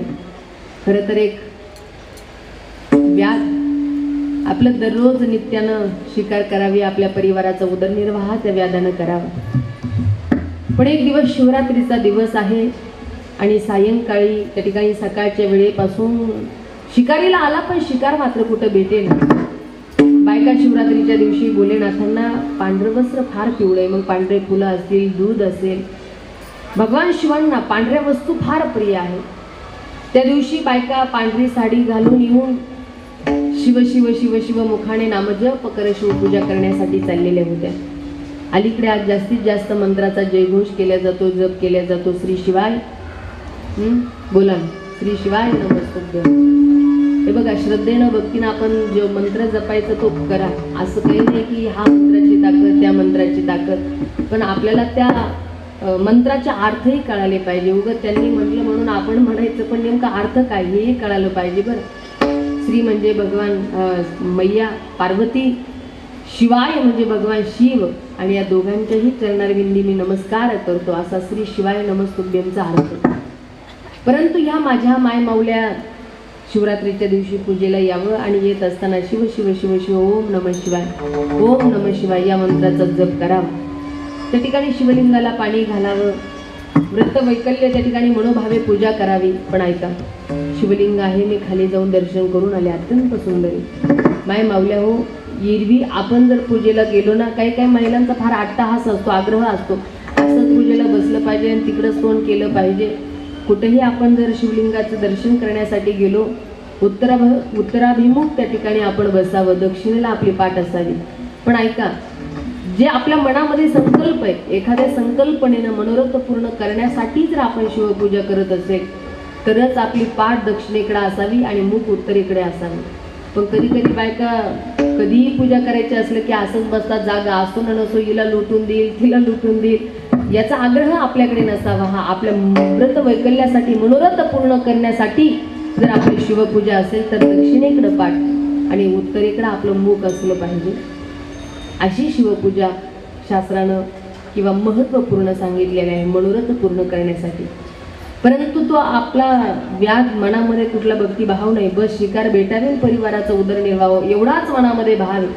शिकार करण्यासाठी आला, दिवसभर शिकार भेटली नाही आणि बायका शिवरात्रीची पूजा करताय, सायंकाळ झाली पण तरीही सुद्धा शिकार मिळाली नाही. आणि मग अशा वेळेला एक सरोवरावरती, सरोवराच्या किनारी बेलपत्रीचं झाड आहे, त्या बेलपत्रीच्या झाडावरती बसलेल्या दृष्टीला येणारी पानं तो तोडून टाकायचा आणि फक्त शिव शिव शिव शिव म्हणायचा.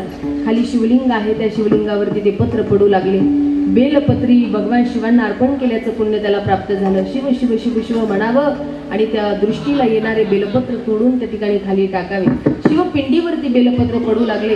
बाण जोडून बसलेला आहे, तेवढ्या ते खारण पाणी पिण्यासाठी आली. पाणी पिते, पण तिच्या लक्षात आलं की अरे आता माझा प्राण घेण्यासाठी कोणीतरी प्राणव्याध या ठिकाणी बसलेला आहे, हा व्याध या ठिकाणी बसलेला आहे, माझ्या बाणात प्राण घेतल्याशिवाय राहणार नाही. पण आता मात्र माझे बछडे घरी आहे आणि इथं जर मी मारले गेले तर माझ्या बछड्याला कुठला निरोप मिळणार नाही. आणि म्हणून त्या व्याधाला सांगितलं, अरे थांब थांब, मला मारू नकोस, माझ्या घरी बछडे आहेत, त्यांना मी एकदा दुग्धपान करून येते, निरोप देऊन येते आणि मग तू मला नंतर मार. अरे तू हरिणी आहेस, पण एवढी मधुर भाषा बोलते, पण तुझ्यावरती विश्वास ठेवावा कसा. त्यावेळेला त्या हरणीनं शपथ घेतली की एखादा ब्राह्मण आहे, पण जर त्याच्याकडून वेद जाळले गेले तर त्याला जे लागणारं पाप आहे ते मला लागू. अशा शपथ घेऊन त्या ठिकाणी हरणाला व्याधानं सोडून दिलं. ती घरी गेली, बछड्यांची भेट घेते आहे, तेवढ्यात दुसरी गरुडर हरण पाणी पिण्याकरिता आली. यानं पुन्हा बाण लावलेला आहे. सोडणार की त्या हरणीला जाणवलं आणि त्यानं लगेच त्या हरणीला सांगितलं, अरे व्याधा, माझ्यावरती जर तुझ्या परिवाराचा उदरनिर्वाह अवलंबून असेल तर नक्की तुम्हाला मार. फक्त थोड्या वेळासाठी मला वेळ दे. माझ्या पोटामध्ये काही बछडे, त्यांना जन्माला घालते आणि मग पुन्हा तुझा त्या ठिकाणी मी बळी होणार आहे, पण सध्या मला मारू नकोस. अरे तू तर हरिणी आहेस, पण एवढ्या मधुर भाषेत मला उत्तर देते, माझ्याशी वार्तालाप करते, कोण आहेस तू आणि तू येणारच आहे कशावरनं? त्यावेळेला तिनं सांगितलं, विनाकारण संतांचा अपराध केल्यानंतर जे पाप लागतं ते मला लागू. शपथ घेऊन ती हरणी सुद्धा घरी गेली आणि तिसऱ्यांदा मात्र स्वतः हरण पाणी पिण्याकरिता आले. यानं पुन्हा आपला बाण लावला, मारणार. त्या हरणानं सांगितलं, मला मारू नकोस, मी आता घरी जाणे बळी होणार आहे. अरे तू येणार हे कशावरनं? त्यानं ही शपथ घेतली आणि तिघेही त्या ठिकाणी एकमेकाला भेटले, एकमेकाला सांगू लागले, मी बळी झालेलो आहे, मला आज कोणीतरी मारणार आहे. एका व्याधाचं मी शिकार बनलेलो आहे. ती सांगू लागली, मीही शिकार बनलेली आहे. तिघ जणांना सांगितले, तिनं बछड्यांना जन्म दिला, हिनं लेकरांना स्तनपान केलं आणि लेकरांना सांगून शिकून निघाले. लेकरं म्हणले, नाही नाही, माझ्या आधी जर आमचे आईबाप गेले तर आमच्या बालकांचा सांभाळ करायचा कोणी? तुमच्या आधी आम्ही जाणार. हे सगळेच बछडे, हे हरण, त्यांच्या हरिणी त्या ठिकाणी सोबत आल्या. त्या व्याधाकडे पाहून म्हणतात, हे व्याध, आमच्यावरती जर तुझ्या परिवाराचा उदरनिर्वाह अवलंबून असेल तर आता मात्र आम्ही आमच्या लेकरांना समजावून सांगितलं, पण लेकरं म्हणतात, नाही नाही, अरे व्याधा, तुला मारायचाच असेल तर सगळ्यात आधी आम्हाला मार. जर तू आम्हाला मारशील तर आम्हाला बिना आई वडिलांच्या व्यतिरिक्त जीवन जगण्याची वेळ येणार नाही, म्हणून अगदी आम्हाला मार. हरण म्हणतात, नाही नाही, आधी आम्हाला मारा. हरिण म्हणतो, नाही नाही, आधी मला मार. हे ऐकल्यानंतर व्याधाच्या मनामध्ये दयाभाव जागृत झाला. झाडावरती चढलेला व्याध खाली उतरला आणि त्या ठिकाणी सांगितलं, अरे तुम्ही पशु आहात, पण एवढी सुंदर बुद्धी भगवंतानं तुम्हाला दिली. आजच्या या दिवसापासून माझा पण आहे की या जीवांना मी इथून पुढे कधी मारणार नाही. आणि त्या दिवशी प्रत्यक्ष भगवान शिव व्याधावरती प्रसन्न झाले आणि तो दिवस खरं तर महाराज शिवरात्रीच्या दिवशी त्या व्याधाकडून भगवान शिवांची उपासना आराधना घडली. आणि म्हणून आजही आपल्यासाठी तो परमपवित्र दिवस आहे की आपण या शिवरात्रीच्या शुभदिनी या धर्ममंडपात भगवंताच्या समवेत आपण उपस्थित आहे. त्यामुळे सगळ्यांनी आज ताड बसा, श्रद्धेनं टाळी वाजवा, माझ्या शिवप्रभूंचं 2 मिनिटं सगळ्यांनी भजन करा आणि नंतर आपण संप्रदायाच्या नियमानं भजन करू. प्रेमानं सगळ्यांनी, लाजू नका, जमेल तसं प्रेमानं श्रद्धेनं सगळ्यांनी भजन करू. नमः शिवाय, ओम नमः शिवाय, हर हर बोले, नमः शिवाय, नमः शिवाय, ओम नमः शिवाय.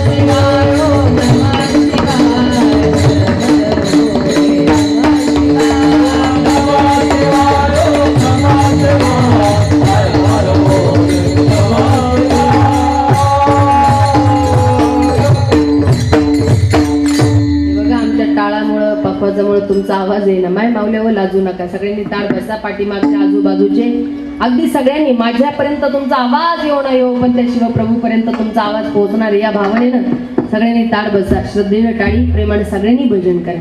आणि जे जे भजन करणार नाही त्यांना त्यांच्या शेजाऱ्याची शपथ द्या. जर शेजाऱ्यावर प्रेम असेल तर मनातूनच भजन कराल तुम्ही. नमः शिवाय ओम नमः शिवाय हर हर बोले नमः शिवाय नमः शिवाय ओम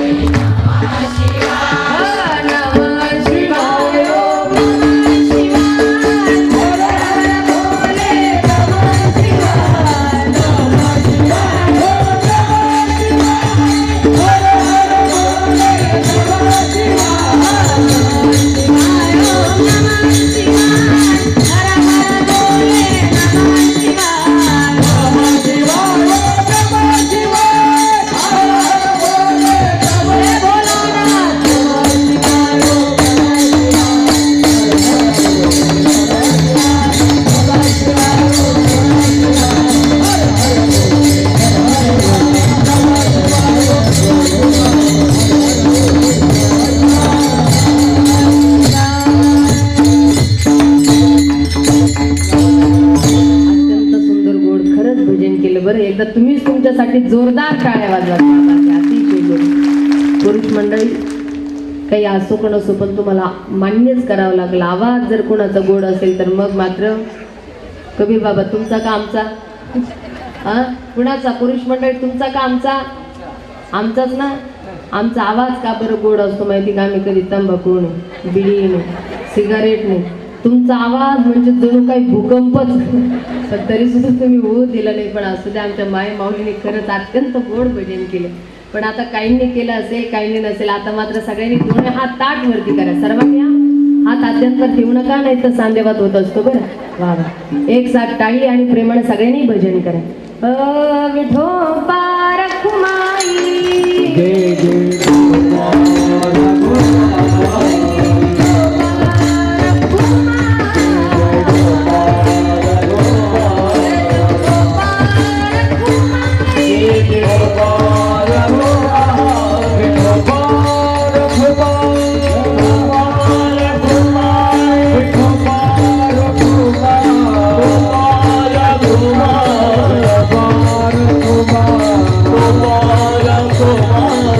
Bye.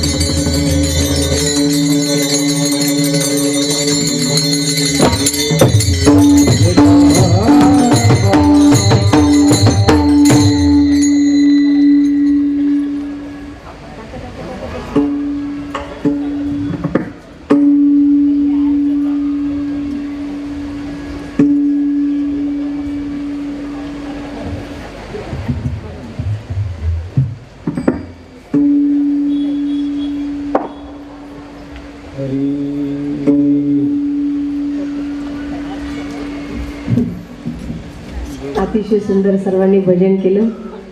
अगदी सगळ्यांना मनापासून धन्यवाद. आणि न म्हणता खाली हात केले त्याबद्दल डबल धन्यवाद. त्याचे म्हणजे हुशार तुम्ही. हात वरी घ्या, टाळ्या वाजवा, भजन करा. आम्हाला सांगावं लागतं, पण आता भजन संपलं, हात खाली घ्या. तुम्हाला अजिबात सांगायची गरज नाही बरं. पण खरंच अतिशय सुंदर भजन केलं. सगळ्यांना धन्यवाद देते.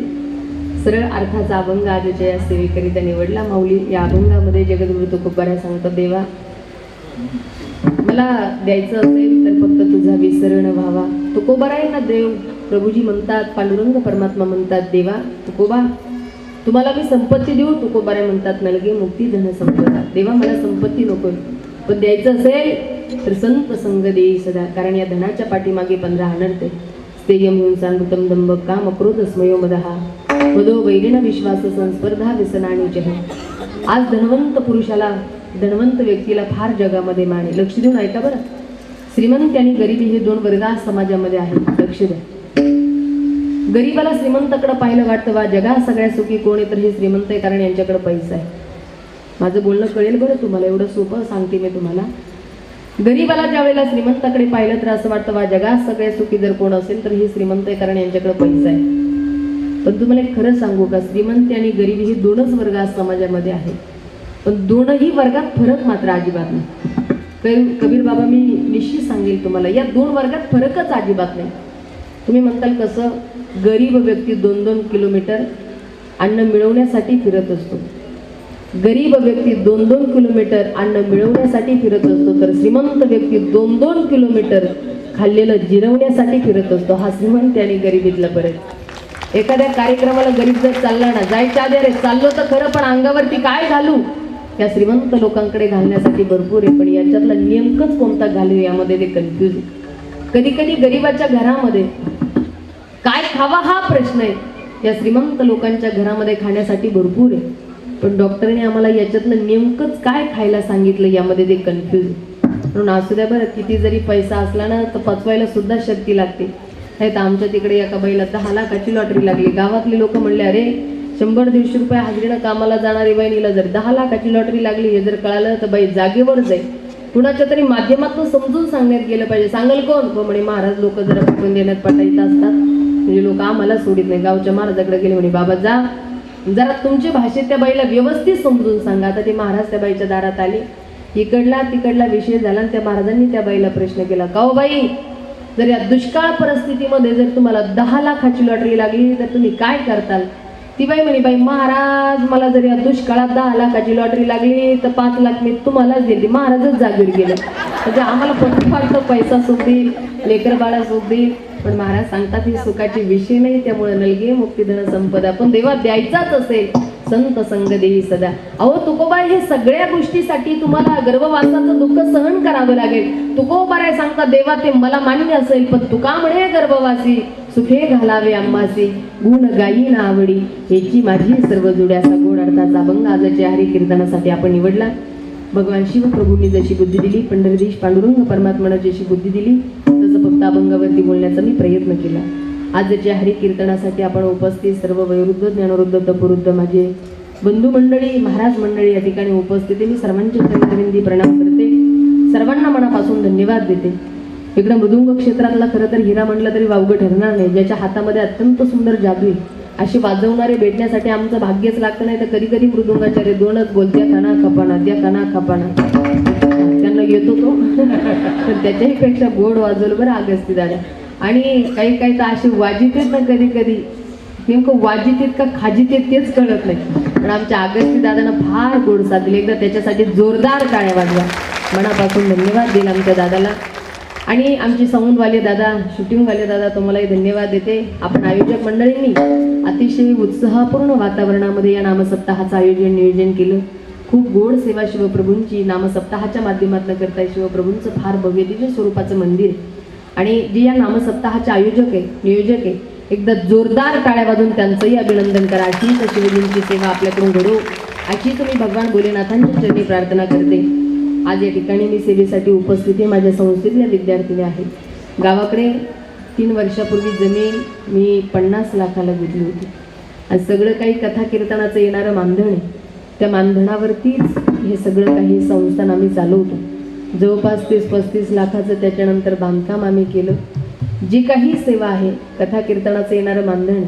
त्यामुळे आमचे खंडागळे बाबा अनिल भाऊ ते म्हणले, ताई किती मानधन करावं लागेल? म्हटलं, भाऊ ही जी सेवा आहे फक्त बस सेवेसाठी आयुष्य समर्पित केलं करतो आहे आणि बस ही सेवा घडावी. तुम्ही जे देणारं मानधन हे सगळं काही आश्रमाच्या निर्मितीसाठी आहे. हा काही वैयक्तिक प्रपंचासाठी वापरणारा पैसा घेणार मी तुमच्याकडून नाही आहे, पण वस्तुतः आश्रमाची निर्मिती आहे. बस या विद्यार्थिनीची सोय यावर्षी 10च पोरी आहे. गाडीमध्ये एवढे आणणं शक्य होत नाही, म्हणून या 2-3 जणींनाच घेऊन येता आलं. पण या सगळ्या लेकरांची व्यवस्था आश्रमाच्या माध्यमातून आम्ही करतो आहे.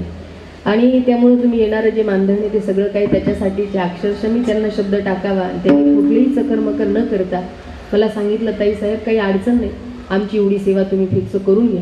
खरं तर आमचे खंडागळे बाबा अनिल भाऊ आमच्या या दोन्ही मंडळींनी ही सेवा माझ्याकडे सुपूर्द केली. आणि लोक कधी कधी आम्हाला विचारून जातात, तुम्हाला कथा कीर्तनकारांना एवढे पैसे लागतात कशाकरिता? नेमकं पैसा घेऊन करतो काय ही कधीतरी बघत चला बरं, नाही तर कधी कधी लोकांचं नुसतं बोलणं असतं. पण आता ह्या सगळ्या व्यवस्थेसाठी तुम्हाला जर ठरवलं तुम्ही आम्ही आश्रम बांधावी, निर्मिती करावी, तुम्ही करू शकणार नाही. काय करू शकाल? आम्ही ज्यांनी केलं त्यांना फक्त दानधर्म करू शकतो, मदत करू शकतो, मदतीसाठी हात पुढे करू शकतो. तुमच्याकडून होणारी ही सेवा कदापि आपल्याला सोपं नाही, पण एक मात्र फक्त आपण सेवेची वाटेकरी होऊ शकतो. या भावनेनं या मंडळींनी मोठ्या अंतकरणानं जी काही यजमान रूपी दक्षिणा आहे त्या कथे कीर्तनाच्या माध्यमातून त्यांनी मी मागेल त्या पद्धतीनं होकार देऊन आमच्याकडे सुपूर्द केली. खरं तर या मंडळीला मी धन्यवाद देईल. आणि असो ही संप्रदायाची सेवा फार मोलाची. आज ह्या भविष्यामध्ये मुली कीर्तनकार हो न हो, पण एक संस्कारी मुलगी मात्र नक्की होईल.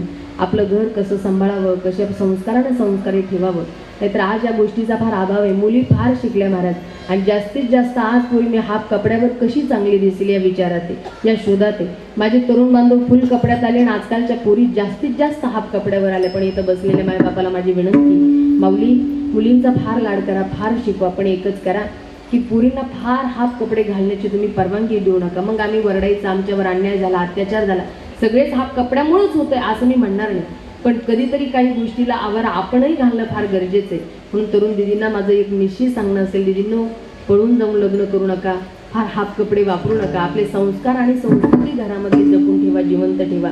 आज या मुली भविष्यात कीर्तनकार हो न हो, पण चांगली संस्कारी मुलगी मात्र नक्की होणार आहे. कारण का खरं सांगू का, सरकारचं काम 2%, पण वारकरी संप्रदायाचं काम मात्र 98%. कसं म्हणताल सांगू? अरे अपराध झाल्यानंतर सजा देणारं सरकार आहे, म्हणून काम 2%. अपराध झाल्यानंतर सजा देणारं सरकार आहे, पण अपराधच होऊ नये यासाठी काळजी घेणारा हा वारकरी संप्रदाय. आणि म्हणून जास्तीत जास्त संप्रदायाच्या संपर्कामध्ये राहा, संप्रदायाचे विचार आपल्याजवळ ठेवा. नक्की आपलं जीवन सुजलाम सुफलाम झाल्याशिवाय राहणार नाही. म्हणून अतिशय आनंद वाटला या ठिकाणी येऊन. अतिशय सुंदर आयोजन केलं. ज्या परिवाराकडे गेलो मी मागाशी बोलून गेले, फार सुंदर मान सन्मान. आज फराळाचे पदार्थ नवीन खायला मिळाले. काही काही भागात जर गेलो बाबा पैसा फार भेटतो बरं, पण आज मतलब सन्मान, प्रेम, माणुसकी हे सगळ्यांकडेच मिळतं असं नाही हो. कधी कधी लोकांना महाराज आले कुठं गेले कुठं काही घेणं देणं नसतं. फक्त येईपर्यंत कुठं आलात, काय घेणार, काय खाणार, एवढ्या पंचायती. पण एकदा कीर्तन झालं, पॉकेट श्रीफळ स्वाधीन केलं, मग तुम्ही घरी गेल्या का तशाच गेल्या लोकांचा पुन्हा फोन नसतो. एका भागात मी कीर्तनाला गेले. कीर्तनाला गेल्यावर कीर्तन झालं आणि ते लोक म्हणले, ताई उद्या तू कीर्तन जवळच आहे, मग इतक्या दूर जायचं आणि वापस यायचं, इथं थांबून घ्या. म्हटलं माऊली तुम्ही व्यवस्था केली तर थांबू. होताही म्हणे तुम्ही म्हणाल तशी व्यवस्था करू, तर आमच्या मागं. ते पुढं आम्ही मागं गेलो. भला मोठा बंगला. माऊल्या हो, मी भोकरला बंधुराज मिलिटरीत आहे, त्यामुळे 2च खोल्या आहे बरं. आता मी फार मोठं बांधलं, पण त्यामुळं मला फार मोठ्या मोठ्या बंगल्याची, घराची, खाण्यापिण्याच्या आयटमची सवयच नाही बाबा. कबीर बाबा एवढ्या मोठ्या बंगल्यात गेले आणि गेल्यावर त्यांनी असं दरवाजा उघडला, त्या खोलीत बोलते आळे जाळे. म्हणलं बाबा येत राहायचं का? मी निघालो बाबा. म्हणलं आम्ही नाही राहणार. नाही नाही म्हणे, तर तुम्ही थांबा, टेन्शन घेऊ नका, अहो कर्मचाऱ्याच्या माध्यमातून आत्ता खोली साफसफाई करून देतो. 10 मिनिटात ती रूम क्लीन झाली. बाबा आम्ही 2-4 जण झोपायला गेलो. त्या घर मालकाची पोरगी आली, आरतीताई तुम्हाला गरम पाणी देऊ, हळदीचं दूध देऊ, हक्कानं सांगा, लाजू नका, घर आपलंच आहे. ती फार बिचारी आमच्या पुढं पुढं पुढं पुढं करायला लागली. मला आनंद वाटला. मग मी तिला जवळ बसवलं. पण आता मोठ्याचं घर म्हणल्यावर तिथं सन्मानही तशाच पद्धतीचा असणार आहे. नाही तर नवीन नवीन मी कीर्तनकार झाले बाबा. आता फार मोठ्या मोठ्या घरी गेलं ना, ते खायचे पदार्थ वेगळे, काहीतरी आगळं वेगळं पाहायला मिळालं की ते आपल्याला सवयच नसायची. मी आळंदी सोडून नेमकं चालते आणि कीर्तन करायला लागले आणि कीर्तनाला गेल्यानंतर मला काजू बदाम पिस्ता आला. मावशावर ते पिस्ता सोलून खावा लागतो मला माहीतच नव्हतं. आणि मी ते पिस्ता आल्यावर आम्ही 10-15 लोक बसलेलो होतो, त्यांच्यामध्ये मी तोंडात टाकलं, माकडावर एकटीच कडाकड चावीत बसली. ते म्हणले चावायसारखं कडक वाजायसारखं त्याच्यात आहे नाही काही, पण आवाज कुठून येतो. मला म्हणतंय काय खाल्लं मिळलं काही नाही, आता कुठं माझा अपमान सांगू. तसाच तो पिस्ता खाऊन घेतला आणि त्याच्यानंतर त्यांच्याकडे लक्ष देऊन पाहिलं. मग ते टरपलं काढायची, मधलं खायची, तेव्हा मला वेळ लागला. तेव्हापासून मी एकच ठरवलं, आधी मोठ्याच्या घरी गेलं त्या आधी घरच्याला खाऊ द्यायचं, मग आपण खायचं. तेव्हा कशात काय बुडून खायचं, कसं खायचं याचा वेळ लागत नाही तर कळतच नाही मोठ्या घरी. आणि ती पोरगी मला रवरव विचारायची, मला राहवलं नाही. मी त्या दिदीला म्हणलं, बाई कुणाचं एवढं मोठं घर? ती म्हणे, ताई हा बंगला माझ्या पप्पाचा आहे. म्हणलं फार सुंदर बांधला बघ. का गं दिदी, मग एवढ्या मोठ्या बंगल्यात आमच्यासारख्या वारकऱ्याला एखादी चांगली वॉशरूम नव्हती का गं? तिथं आल्याबरोबर अशा आळ्या जाळ्याच्या रूममध्ये आणून घातलं. ती म्हणे, खरं सांगू का ताई, 2 महिन्यापूर्वी या खोलीत या पंख्याला माय भाऊजीने फाशी घेतली होती. म्हणे, बाबू मी तर उठून बसलो. म्हणलं, बाई काय भाऊजीने फाशी ना मला कायलाच घेऊन आली? ती म्हणली, घरचे लोक म्हणले देवा धर्माच्या माणसाला काहीच होत नसतं म्हणून तुम्हाला घेऊन आले. म्हणजे कधी कधी काय प्रेम करणारे लोक भेटतील, पण काही काहींचं प्रेम एवढं सन्मानाचं राहतं की आपण आयुष्यभर ते प्रेम जपून ठेवू. म्हणून माऊली बरं का, खंडागळे बाबा, अनिल भाऊ, तुमचं आमचं हे सगळे परमार्थिक मंडळी, तुमचं आमचं नातं जे आहे ते रक्ताचं नाही, पण तुमचं आमचं जे नातं आहे ते भक्तीच आहे. त्यामुळे परमार्थिक प्रेम स्नेह असाच जपून राहून मी माऊलींच्या चरणी, शिवप्रभूंच्या चरणी प्रार्थना करते आणि सेवेला याच ठिकाणी पूर्णविराम देते. श्रद्धेनं ताड बसा, टाळी वाजवा, माऊलींचं 2च मिनिटं सगळ्यांनी प्रेमानं भजन करा. ज्ञानेश्वर माऊली, ज्ञानराज माऊली तुकाराम, माऊली ज्ञानेश्वर माऊली, ज्ञानराज माऊली तुकाराम, माऊली ज्ञानेश्वर माऊली, ज्ञानराज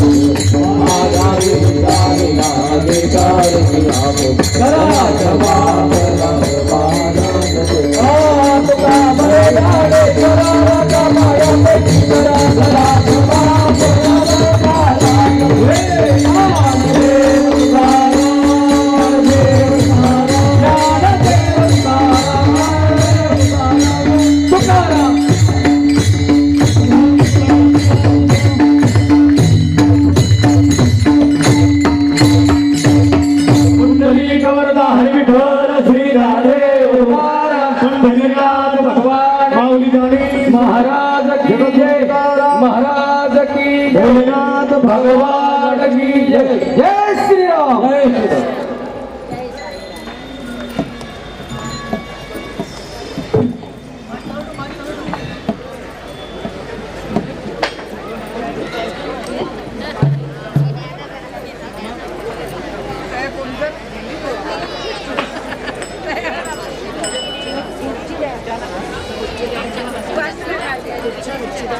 नाही बसल्या खाली आता उठणार नाही. हॅलो.